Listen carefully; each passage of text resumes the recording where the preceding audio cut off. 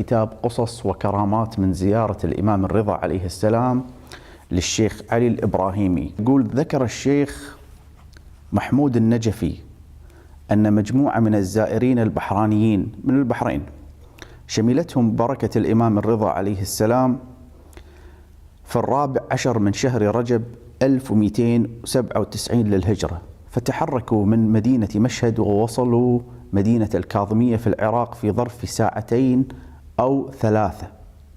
ذكرت القصة في كتاب دار السلام، وهي أنه تشرفت مجموعة من الرجال والنساء بزيارة مرقد الإمام الرضا عليه السلام ضامن الغرباء، وبعد أن مكثوا هناك 8 شهور نفذ ما عندهم من أموال، وحينما رغبوا في الرجوع إلى وطنهم لم يقرضهم أحد مالا يتمكنوا من خلاله الرجوع، فاضطربوا وضاقت عليهم الأرض بما رحبت. لهذا توجهوا إلى الإمام الرضا عليه السلام في حل مشكلتهم. بعد مدة جاءهم شخص وقال لهم: لي عدة من البغال، وقد سمعت أنكم ترغبون في السفر إلى الكاظمية، فإن كنتم مصممين على الذهاب فسآتيكم بالبغال عصرا ليتم لكم الرحيل. فأظهروا حقيقة أمرهم وقالوا بأنهم لا يملكون من المال ما يعينهم على السفر، ما عندنا فلوس، وأنهم مستعدون للذهاب معه شريطة أن يقرضهم ما يحتاجون إليه حتى يبلغوا مدينة الكاظمية فيردوه إليه. وافق ذلك الشخص على اقتراحهم وذهب ليأتي بالبغال عصرا، فركب الجميع وساروا صوب مقصدهم. عند المساء وصلوا إحدى الترع فنزلوا عندها. قال لهم ذلك الرجل: توضؤوا وتناولوا طعامكم هنا، سأذهب لرعي البغال في البرية، يعني بالبر يبي يوكل البغال.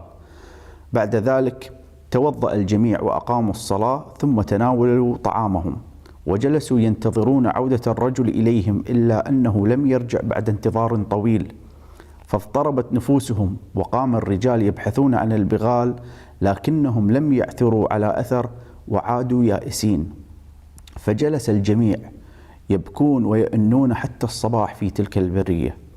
وعند الصباح وبعد يأسهم من رجوع ذلك الشخص لم يجدوا بدا من الرجوع إلى مشهد المقدسة، لذا جمعوا حوائجهم وحملوها على ظهورهم لتسير النساء والأطفال راجلين معهم يمشون على ريولهم.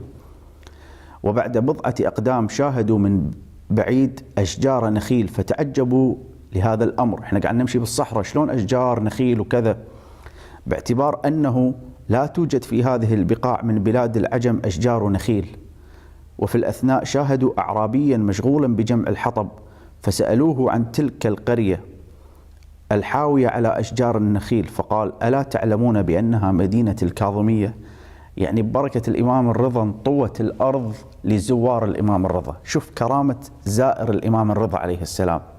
يا أخوان، زوروا الإمام الرضا وقلوبكم متعلقة فيه، لا تروح وكأن الزيارة شيء ثانوي وانت رايح والله تستانس، ولا لأن الزيارة أرخص لك من مثلا لو تروح أوروبا، ولا تروح عشان تطالع لي تقعد تتمقل في الحريم، ولا تروح عشان تشتري ساهون وقز وتشتري سكر نبات. روح وأنت قلبك متعلق في الإمام الرضا. هذا إمامك غريب مظلوم مسموم، لازم تزوره بقلب بنية صافية وخذ منه الكرامات عاد.